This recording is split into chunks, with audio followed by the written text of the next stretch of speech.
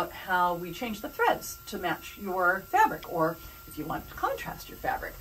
I was working with some teal colored threads, and I don't need those because I'm going to be dealing with a navy blue colored fabric, so I wanted something that's a closer match to it. So let me show you what I do.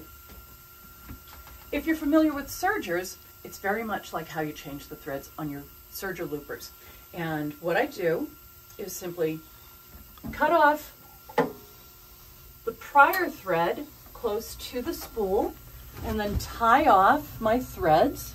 And I'll do this for both of these, so we'll come back when they're done, but I just give them a nice square knot. If I can do this while I've got a camera on me. Suddenly I get fat fingers. I'm just going to do the little double knot just so I don't run the risk of anything coming undone, because I was never a Boy Scout. So I'll do the same for this, and I'll show you what I do once I've got the threads all set to go.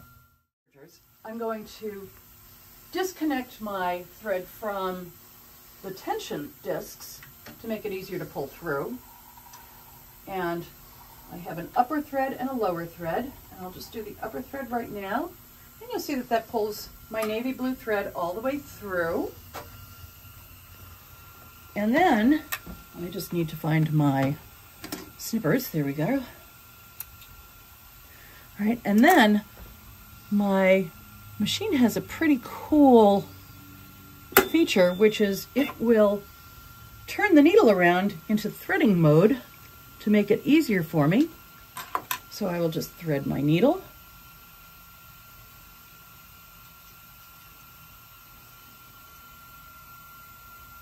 I don't know if you can see that very clearly. Let me grab a white piece of paper so you can see the thread, right? And then once I've got that, I can just hit my little threading mode.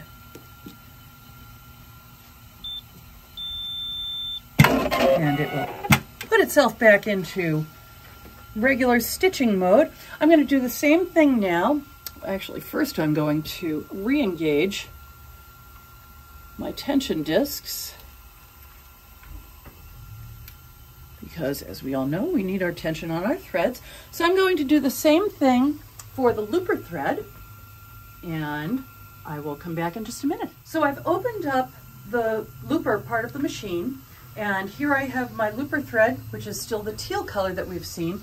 So I am just going to pull that through, and you will see that it is pulling this navy blue thread.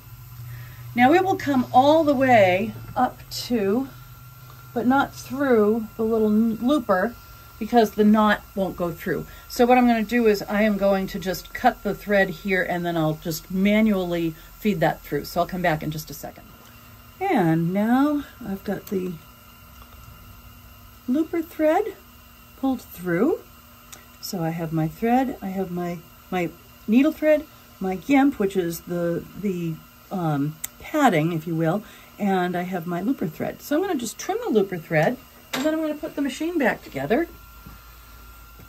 and then I'll show you my buttonholes.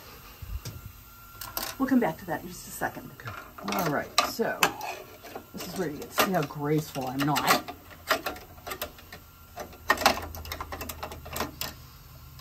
There we go. All right, so now everything is where it should be. Great. And I will now run my buttonholes.